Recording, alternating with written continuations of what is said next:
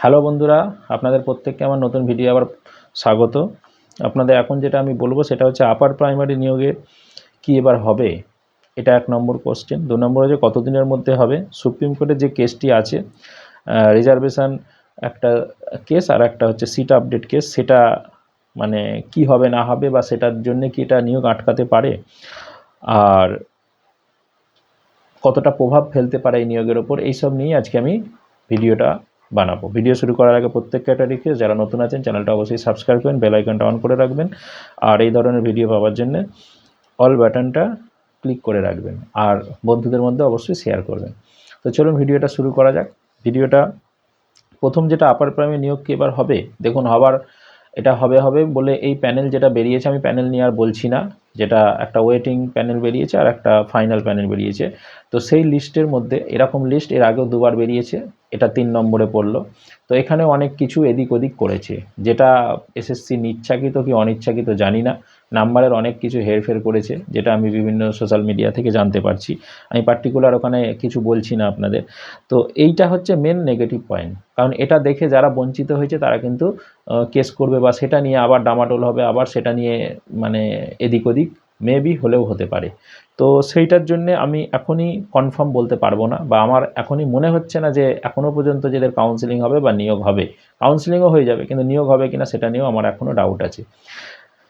এটা পিছনে আরও মানে যদিও হয় তাহলে কত দিনের মধ্যে হবে, যদিও হয় তাহলে এটা আপনি এই বছরটা ধরে রাখুন। যতই অনেকে বলুক বা এসএসসি বোর্ড বলুক পূজার আগে পূজার মধ্যেই এই ওই সেই অনেক কিছু বলছে, কিন্তু আমার মনে হয় না নভেম্বরের মধ্যে সবটা কমপ্লিট করতে পারবে। করলে তো খুবই ভালো, কিন্তু এটা আপ টু ডিসেম্বর পর্যন্ত চলে যাবে। এটা হচ্ছে যদিও হয় তাহলে সেই ডিসেম্বরের মধ্যে এটা আশা করি কমপ্লিট হবে। এবং সুপ্রিম কোর্টে যে কেসটা আছে, সুপ্রিম কোর্টে শুধু না এই নিয়ে আবার কেস হবার একটা প্রবণতা চলছে, সেটা সঠিক বেঠিক আমি সেদিকে ব্যাখ্যায় যাচ্ছি না। তো রিজার্ভেশন একটা রুলস মানিনি, এটা 1 নম্বর। আর 2 নম্বর হচ্ছে সিট আপডেট, যে এতদিন পরে নিয়োগ হচ্ছে সিট আপডেট, এটা নিয়ে সুপ্রিম কোর্টে অলরেডি কেস আছে এবং সেই কেসটা এখনও পেন্ডিং আছে, সেটা এখনও শুনানি হয়নি। তো সেটা যদি শুনানি হয় এবং সুপ্রিম কোর্টকে যদি সেটা বোঝাতে পারে যে সঠিক, এবং যদি ওরা সঠিক হয় তাহলে কিন্তু এই আপার প্রাইমারি নিয়োগ কিন্তু আবার স্থগিত হয়ে যেতে পারে এবং এটা স্টে পড়তে পারে। এবং সেটা যেভাবে যারা করেছে, যেভাবে বলছে, যেভাবে তাদের কাছ থেকে আমি শুনতে পাচ্ছি, তাতে কিন্তু যথেষ্ট তাদের স্ট্রং পয়েন্ট আছে। যদিও এটা আমি সম্বন্ধে বেশি অ্যানালাইসিস করিনি, কিছুটা যেটুকু অ্যানালাইসিস করেছি তাতে কিন্তু বোঝা যাচ্ছে তাদের পয়েন্টগুলোরও গুরুত্ব আছে। যদিও সেটা এগেনস্ট যারা পার্টি আছে বা যারা ধরো প্যানেলভুক্ত আছে তাদেরও উচিত হচ্ছে সেখানে কিন্তু তাদের যুক্তিগুলো খাড়া করা।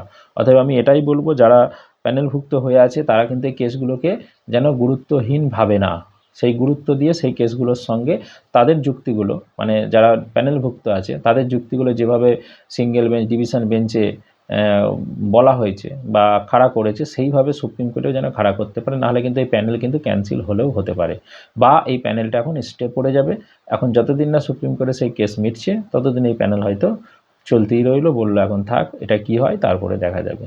তো অতএব আমি চাই না, বারবার বলি, আমি প্রত্যেক ভিডিওতে বলি, আমি কখনোই চাই না যে 14,000 যারা প্যানেলভুক্ত হয়েছে তাদের চাকরিটা যাক বা তারা এখন চাকরি না পাক, এটা কখনোই নয়। আমি সবসময় বেকারদের বা চাকরির পক্ষে আমি সবসময় কথা বলি এবং এখনও বলবো যে যারা এইভাবে করছে যদি তাদের যুক্তিটা সঠিক না হয় তাহলে না করাই ভালো, একেল থেকে এড়িয়ে চলে আসাই ভালো। বা আর একটা করা যেতে পারে, নিয়োগটা যেমন চলছে, কাউন্সেলিং যেমন চলছে চলুক, তার সঙ্গে তাদের কেসটাও চলুক। যে কেসটার সঙ্গে এই নিয়োগটা স্টে করে দেওয়া বা নিয়োগটা আটকে দেওয়া, এটার পক্ষে আমি কখনোই ছিলাম না, এখনও নেই। তো এইভাবে বলা যেতে পারে যে এই নিয়োগ হচ্ছে হোক, কিন্তু পর্ষদকে বা এসএসসি বোর্ডকে একটা লিখিত দিতে বলা হোক, অ্যাফিডেভিট দিতে বলা হোক যে যদি এখানে কেসে জেতা হয়, সিট আপডেট হয়, তাহলে যারা ওয়েটিংয়ে পড়ে আছে বা যারা বাকি পড়ে আছে তাদের থেকে সেটা কাউন্সেলিং করা হবে বা তাদের থেকে সেটা ইন্টারভিউ নিয়ে পরের লিস্ট তৈরি করা হবে। সেটা একটা লিখিত নিয়ে নিতে পারে, নিয়ে যায়। তো নিয়ে এই নিয়োগটাকে কমপ্লিট করা যেতে পারে, কারণ দীর্ঘ 10 বছর এক একটা মানে ক্যান্ডিডেটের জীবন থেকে বেরিয়ে গেল। মানে ভাবা যায়, অনেক ক্যান্ডিডেট তো পেনশনই পাবে না, ফুল পেনশন পাবে না, অনেকের 42-45 বছর বয়স হয়ে গেছে, আরও হয়তো অনেকের বেশি বয়সও হয়ে গেছে যারা রিজার্ভেশন ক্যাটাগরিতে আছে। কারো যদি 38-40 বছরে সে ফর্মটা ফিল আপ করে, তাহলে 35 বছরে ফিল আপ করে আজকে তার 50 বছর বয়স হতে চললো। তো যাই হোক, এটা কিছু করার নেই, এটার পিছনে অনেক কিছু কারণ আছে, আমি কারণ আর ব্যাখ্যা করছি না। তো আমি চাই নিয়োগটা হোক, দ্রুত হোক, আমি চাই পূজার আগেই নিয়োগ হোক। কিন্তু অ্যাকচুয়াল আমি সিস্টেম বললাম বা নিয়ম বললাম যে এদের কচ্ছপের গতিতে এরা আগায়, এসএসসি বোর্ড বিশেষ করে, তো সেক্ষেত্রে তো কিছু করণীয় নেই। তো এরা যেভাবে চলে, যেভাবে কাজ করে, তার বেসিসে আমি বলছি এতটা সময় লাগতে পারে, কিন্তু চাইলে রাতারাতি 1 মাসের মধ্যে সব নিয়োগ কমপ্লিট করা যায়। সেটা দেখা যাক এখন কি করে পর্ষদ, কতটা কি করে সেটার উপরে অনেক কিছু ডিপেন্ড করছে। ওকে, ধন্যবাদ। যদি ভিডিওটা ভালো লেগে থাকে অবশ্যই একটা লাইক কমেন্ট করবেন আর বন্ধুদের মধ্যে শেয়ার করবেন। ধন্যবাদ।